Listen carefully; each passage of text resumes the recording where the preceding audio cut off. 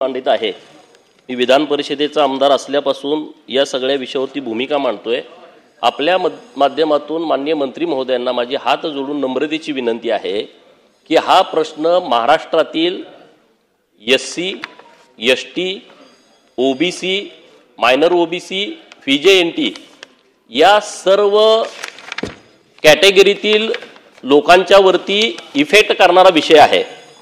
राज्यातील सरळ सेवा शिक्षक भरती संवर्गातील बिंदू नामावलीमधील तपासणीमध्ये मोठ्या प्रमाणामध्ये घोटाळा केलेला आहे आणि अध्यक्ष महोदय 2-3 लाख हा नुसते मी शिक्षण विभागाचा मांडतोय, पण सर्व विभाग आरक्षण देऊन उपयोग काय?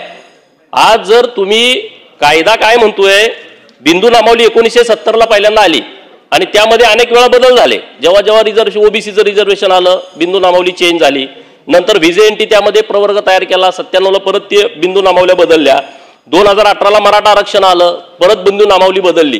परत मराठा आरक्षण रद्द झालं, परत चेंज झाली। परत नव्यानं मराठा समाजाला आरक्षण दिलं, बिंदू नामावली बदलली। तर अध्यक्ष महोदय, ह्या विषयामध्ये बिंदू कसे निश्चित करायचे याची एक प्रक्रिया आहे। निवड यादी पडळकर साहेब पॉइंटेड प्रश्न घ्या। नाही, पॉइंटेड करणारच नाही ना। विषय काय आहे? विषय नाही, या काय किरकोळ विषय नाही। जमत नसेल तर मी बोलत नाही, मला काय नुसतं बाहेर बातमी देण्यासाठी बोलायचं नाही। विषय जर सविस्तर लक्षात घ्या, आज 17 लक्ष उद्या दाखवलेले आहे, विषय सभागृहात मांडलाय। त्या वेळेमध्ये घ्यावे लागेल। आपण पॉइंटेड प्रश्न विचारा, मला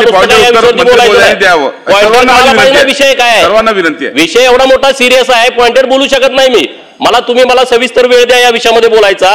हा मागासवर्गीयचा सगळा विषय आहे, बिंदू मध्ये बदल झालाय आणि याच्या बद्दल सरकारनं निर्णय दिलेले आहेत। सरकारचे निर्णय काय आहेत?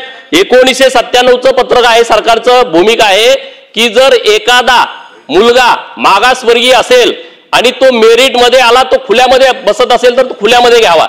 आता काय करतायत हे सगळे लोक, अधिकारी लोक, मागासवर्गीयांची मुलं ओपन मेरिट मध्ये आल्याच्या नंतर तुम्ही ओपन मेरिट मध्ये दाखवत नाही त्यांना, परत तुम्ही त्याच्या जातीच्या बिंदूवरती दाखवताय।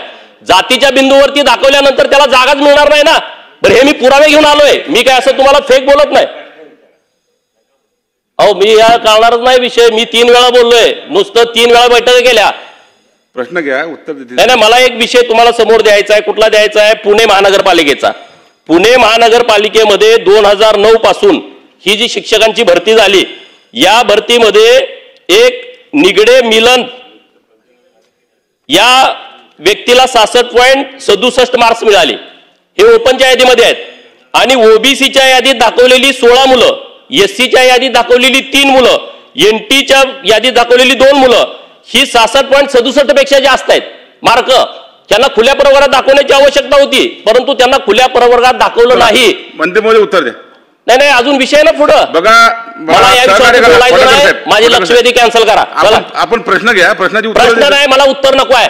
तुम्हाला जर न्याय द्यायचा नसेल, एवढा मोठा विषय, 2-3 लाख लोकांच्यावरती अन्याय केलाय, जर सरकारची भूमिका असेल तर ही चुकीची भूमिका आहे। आपण प्रश्न विचारा, उत्तर घेईल। प्रश्न काय विचारूच देत नाही तुम्ही, तर काय बोलणार आहे या विषयावरती? काय कळालं तुम्हाला या विषयामध्ये? अध्यक्ष, अशाच नवनवीन अपडेटसाठी डिजिटल कोल्हापूर चॅनलला सबस्क्राईब करायला विसरू नका।